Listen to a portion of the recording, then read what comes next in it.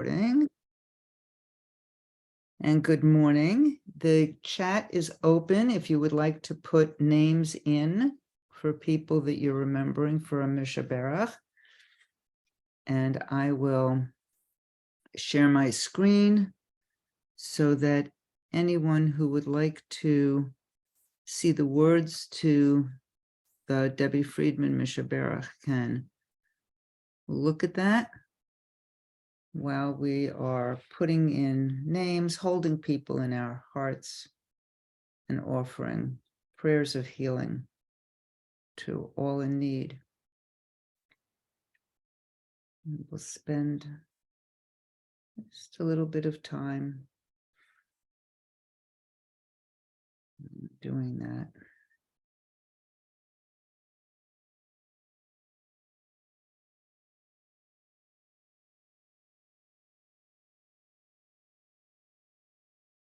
And as we are sending out these prayers for healing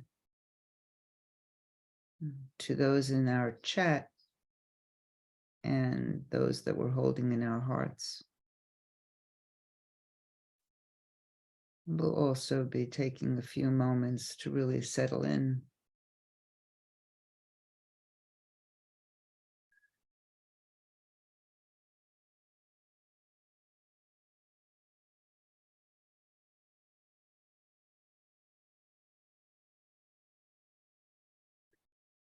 So we wish Refuah Shlema to all. And as we are gathering, we can bring our attention now back to ourselves.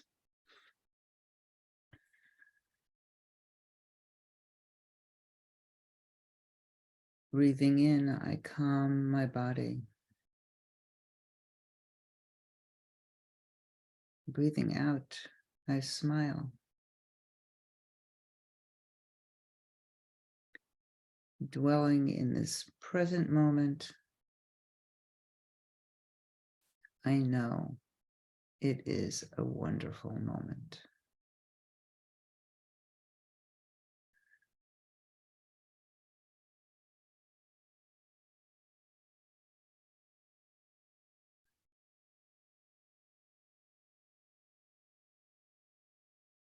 This week's Torah portion is Bachalotecha. And as is very often the case, it's a parsha that's has a lot going on. So basically, this parsha is about the journey of moving from Mount Sinai, where we just received the Torah, toward the Promised Land. And the parasha starts with a very detailed description of the rituals and laws related to the tabernacle and the priests, and then a lot of instruction around traveling. And toward the end of this portion, we hear the Israelites complaining to Moses about the lack of meat. And then Moses' siblings, Aaron and Miriam, also complain about his leadership. So I'm going to read the first 4 lines of the parasha. Yud-Heh Vav-Heh spoke to Moses, saying, "Speak to Aaron and say to him, when you mount the lamps, let the 7 lamps give light at the front of the lampstand." Aaron did so. He mounted the lamps at the front of the lampstand, and as Adonai had commanded Moses. Now this is how the lampstand was made. It was hammered work of gold, hammered from base to pedal, according to the pattern that Yud-Heh Vav-Heh had shown Moses. So was the lampstand made. So I think the symbolism here is really important.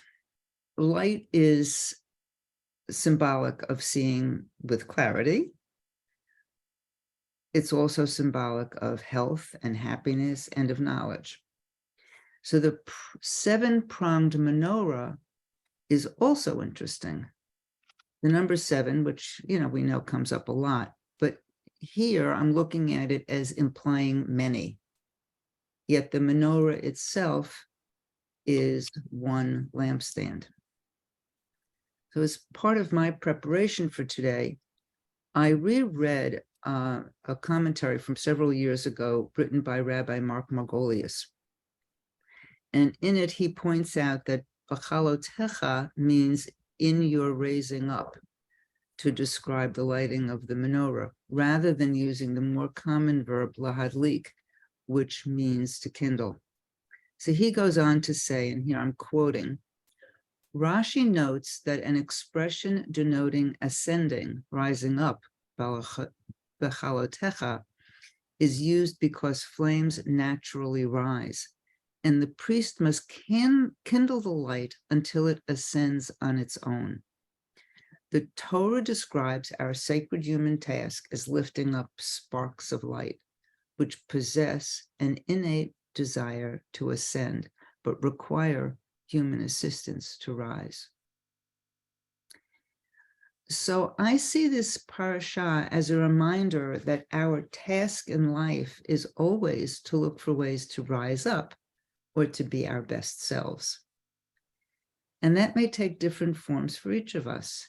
And that leads me to another piece of symbolism in these first 4 lines, the description of how the menorah is made. It's made from one piece and has 7 branches and 7 flames. So again, from Rabbi Mark Margolius, quote, the menorah physically represents the paradoxical tension between multiplicity and openness. The 7 branches, the 7 distinctive lights, represent diversity and the uniqueness of each individual element. At the same time, the 7 branches, lights, stem from a single source, the block of gold, end quote. So we need to remember that we are many. We are one of many. We are the flames or the sparks, and we stem from the one. We are all unique, and we are all connected. It is not an either or. So this leads me to another important and related theme from the Parsha, and that is the theme of humility. Moses is described in chapter 12, verse 3, as the most humble man. So how do we get to that? Moses being the most humble person. The Israelites are whining and complaining about the lack of food in the desert. They have no meat to eat, only the manna which God provides. Moses goes to God for help, saying he can't bear the burden of the people all by himself. Moses is beyond discouraged, yet he's not too proud to recognize that he can't do this alone and to ask for help. And while he is humble enough to ask for help, he also demonstrates sufficient self-esteem and self-compassion in that he isn't going to put up with being abused or mistreated by the people. So God helps Moses out by giving him instructions for sharing the burdens of leadership. Select 7 elders and bring them to the tent of meeting. That's God's instruction to Moses. So God is able to hear that Moses is suffering and responds to him with compassion and support. God draws upon the spirit of prophecy that rests on Moses and puts that spirit also upon these 70 people. In this way, they share the burden of leadership with Moses. In the meantime, 2 elders do not show up at the tent of meeting, but back in their own tents, they receive the spirit and start prophesying. Witnessing this, Joshua runs to tell Moses to stop them, and Moses responds with generosity of spirit and acceptance. I'm going to read 2 lines from chapter 11. And Moses, son of Nun, Moses' attendant from his youth, spoke up and said, My Lord Moses, restrain them. But Moses said to him, are you wrought up on my account? Would that all of Yud-Heh-Vav-Heh's people were prophets, that Yud-Heh-Vav-Heh put divine spirit upon them. Moses is able to see that he can't bear the burden of his work all on his own, and he asks for help. And he empowers others to lead with him. Moses is not threatened by having other talented people around him, sharing the work and the power. This demonstrates his humility, taking up his rightful space, making room for others, and not shrinking from his responsibilities. Later in the Torah portion, Aaron and Miriam question Moses' authority. God punishes Miriam by striking her with white scales all over her body. Moses, who's in the middle of dealing with what could be a mutiny, pleads with God, El na rafanallah, please God, heal her. Rather than letting his bruised ego take over, Moses uses his power and his ability to speak directly to God to intercede on behalf of Miriam. Moses seems to have that perfect balance between humility and pride. Too much humility, and we don't step up and do what we can. We don't use our talents. And maybe we don't even recognize what our talents are. Too little humility, and we may be really prideful and filled with arrogance and an inability to ask for help or to share leadership. The balance between humility and pride means knowing when to say yes and when to say no, knowing when to ask for help and when our help is needed, knowing when to step back and when to step up, when to be quiet and when to speak up, knowing when our actions and words are not what's needed and when they are exactly what someone or the world needs. And I see this as related to the light of the menorah. There are 7 lights, and when they are all lit, they shine so much more brightly. So I invite us now to sit in our very dignified posture, both relaxed and alert. And I invite you to breathe comfortably and to feel the contact with the floor and the support of wherever you are sitting. And I also invite you to be in a different posture entirely if that suits you today. Standing, lying, walking.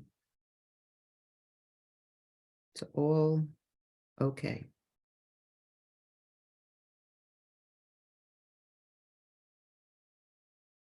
And my invitation is for you to find an anchor. It might be the movement of your breath or the sensation in your body with each inhale and exhale. Or maybe sounds,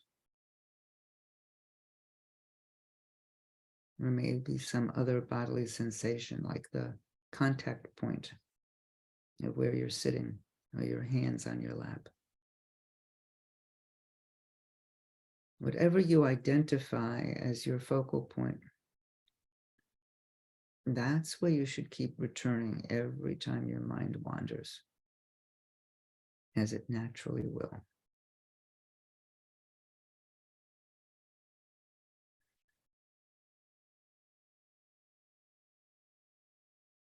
And we'll sit in silence for about 10 minutes.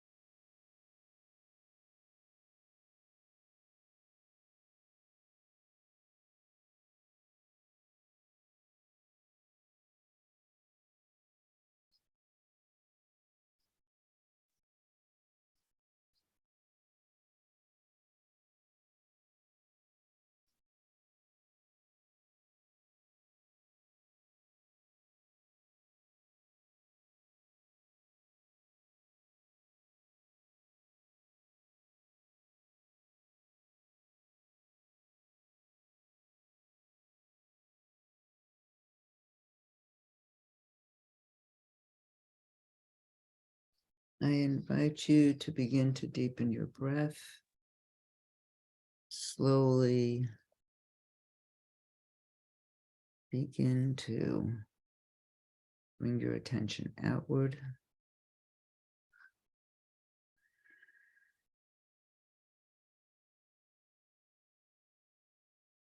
And as you are coming back to the room, I'm going to share a poem called Showing Up by Carrie Newcomer. You are holy and sacred and utterly unique. There are gifts you are given to give, songs you were born to sing, stories you were born to tell. And if you do not give it, the world will simply lose it. It is yours alone to offer. No one can give it for you.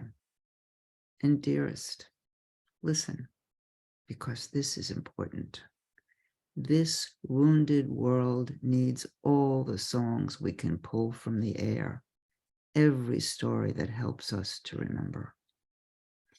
It needs every single gift, large and small.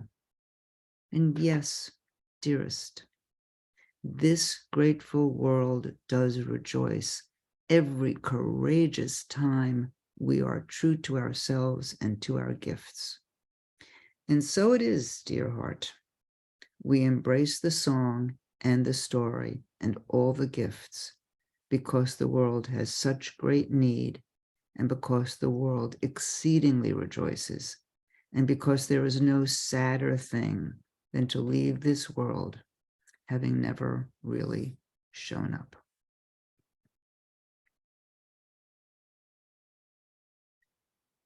So I invite you to unmute as you desire, and we can have a bit of a conversation.